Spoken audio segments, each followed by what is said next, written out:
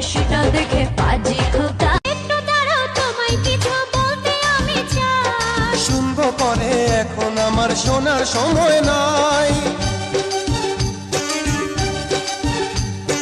কেমন প্রেমিক তুমি, মনের কথা বোঝো না। অন্য কোনো প্রেমিক তুমি আজই খোঁজো না।